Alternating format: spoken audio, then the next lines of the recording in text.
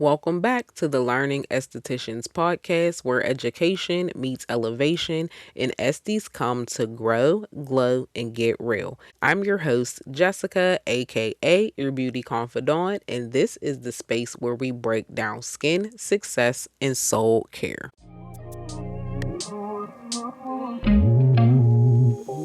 Gotta find your beauty in the flow. The more you know, the more you glow.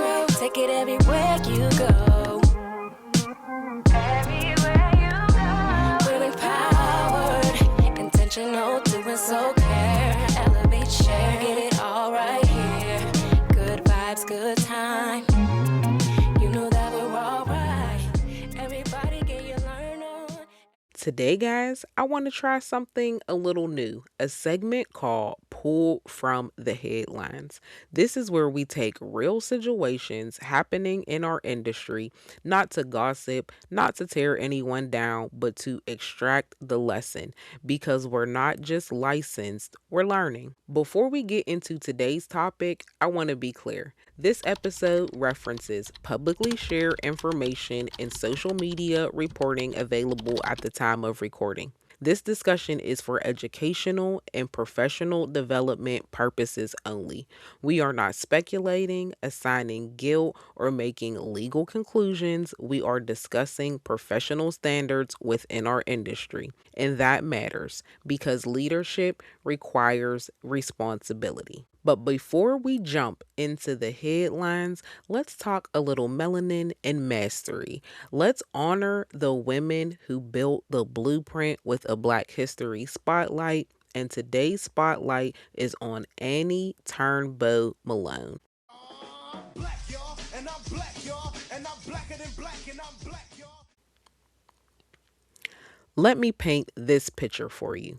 Annie Turnbow Malone was born in 1869, at a time when Black women had little access to hygiene education, structured beauty training, or professional opportunities. In 1918, she founded Poro College in St. Louis, which was not just a salon, it was a 5-story institution. It included classrooms, a manufacturing facility, a dormitory, a chapel, and business training programs. She didn't just teach beauty. She taught sanitation, professional conduct, and ethical standards.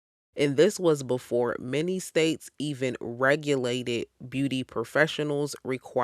She required that beauty professionals wore uniforms, had structured curriculum, a written exam, and practice cleanliness standards. So she was on it, y'all, before state board. She was the state board before state board. Over her years, she helped train over 75,000 women, and she donated millions to Black schools and community institutions. And why does this matter for today's episode? Because she understood something critical. Beauty work is intimate work, and intimate work requires structure, not vibes, not shortcuts, not it'll be fine structure. And when structure slips, headlines happen, which brings us to our story today.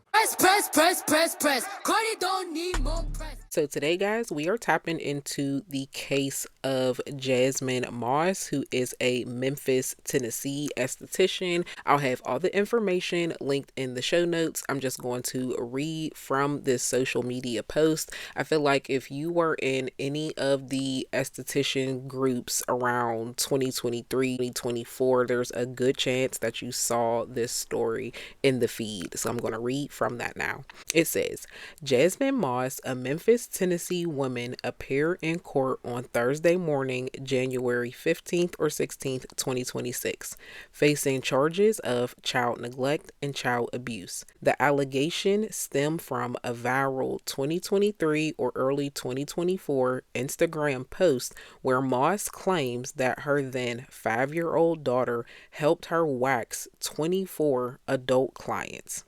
over an 8-hour period at her home based waxing business, Jazzy Body LLC. The Post boasted that the child earned $744, which Moss planned to save for her future. Her attorney, Blake Baldwin, described the case as unusual and complicated due to an ongoing Department of Children's Services investigation and cosmetology licensing issues.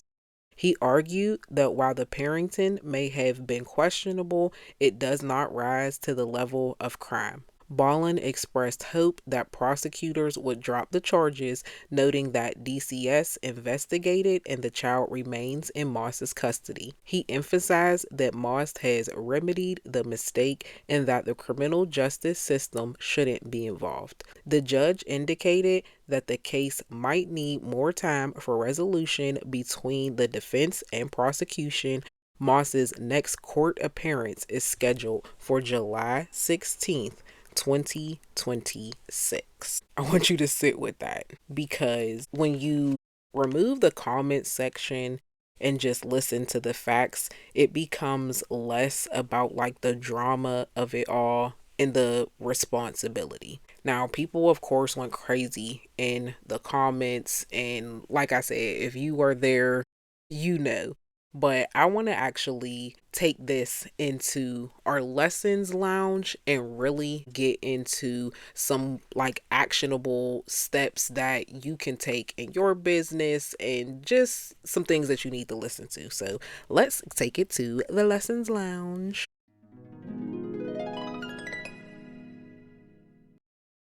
Let's shift this from the emotional reaction to the professional reaction because there are real lessons here, y'all. And we're going to break this down. So, your treatment room is a regulated space. Just like how doctors take state board, lawyers take state board, estheticians take state board. Whenever, no matter how cute your treatment room is, all the grass walls and the lights and all of that, like, you have to think of it like the doctor's office. It's a protected space. Sanitation and privacy are always your number one, and you have to abide by certain rules whenever you're in your treatment room because state board can pop up at any time. Now, in this case, what I have read is that she was doing this out of her home, and it was one of those situations to whereas once you book your appointment, then the address will be sent to you, which we know that that's not right because if you have a business that has been approved by state board to be ran, your information must be public. So that's already a red flag, but we won't even get into that because we are licensed here and learning. But remember, state board can always pop up into your treatment room at any time. So you have to be careful even if you have a smaller space with eating in your space, and you just really have to be careful because they can pop in at any time, and if something is wrong, that's going to be on you. And next, guys, I want you to always remember that social media is documentation. Once it's posted, it exists. And once it's out on the internet and the interwebs, there is pretty much nothing that you can do to get it down. So always be really cognizant of the things that you're posting of your salon, of your clients too. I know a lot of us, we like to have reels and things of us actually doing the work on our clients, especially whenever you're waxing or doing any type of like service where their intimate areas may be exposed. Always be very just cognizant of the angles that you're shooting from and what you show because there is a right and wrong way to do it.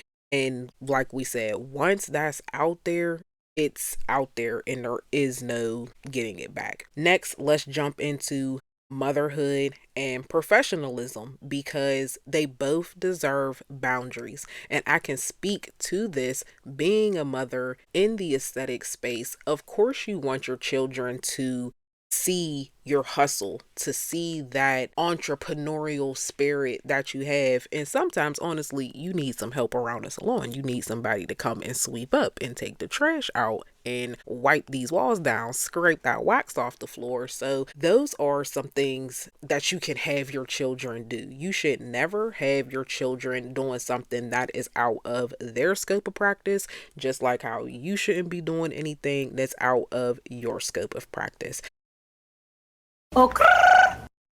And the bigger takeaway with this, once thing hits the headlines and it becomes a viral sensation, it impacts the entire profession.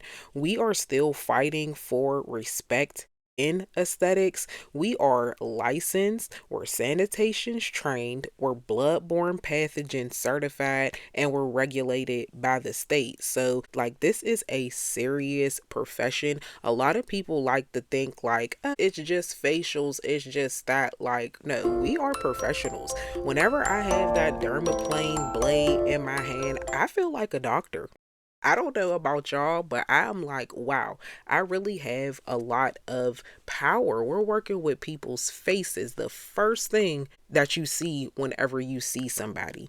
So, and even if you're only doing waxing, like, that is one of the most, like, it's an amazing service and it goes so deep. I didn't even want to wax at first because I felt like that takes a lot to have somebody trust you in their intimate areas and to even be in people's intimate areas. It was not something that I wanted to do. I just wanted to do lashes. And I can't wait to have an episode just for my lash ladies. That's coming soon.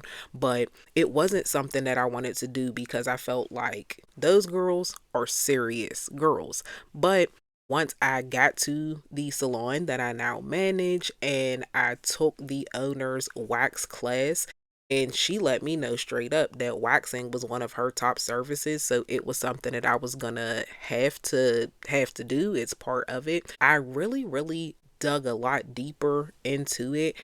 And now waxing is one of my top services too. So it's something that I do not take lightly at all. My clients, they call me like a comfort waxer. I'm not like now I am a quick waxer, but it's not like a super quick express service. I do take my time when needed to make sure that all of the hair is removed. So in closing, let's get to our glow notes. That is, take a step back and ask yourself, if State Board walked in tomorrow, would you feel calm? If footage of your treatment room went viral, would you feel confident? Do you have clear boundaries between content and compliance? And for my moms out there, motherhood and professionalism. This episode, like I said, is not about judgment, it's about elevation, because skills will get you clients, but standards will keep you licensed, and license is your livelihood, y'all.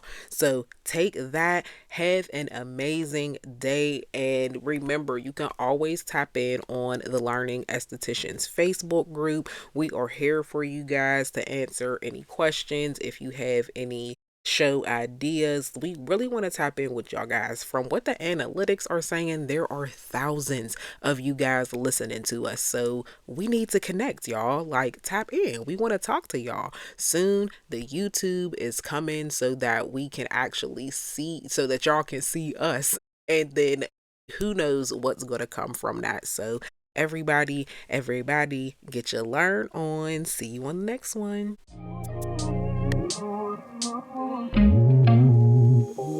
Gotta find beauty in the flow. The more you know, the more you glow. Take it everywhere you go. Everywhere you go. We're empowered, intentional, doing so care. Elevate, share, get it all right here. Good vibes, good time. You know that we're alright. Everybody get your learn on. Everybody get your grow on, go on. Everybody get your shine on. Right here's where it's at all the time. Oh, everybody get your learn on. Everybody get your grow on, go on. Everybody get your shine on. Right here's where it's at, queen shine on.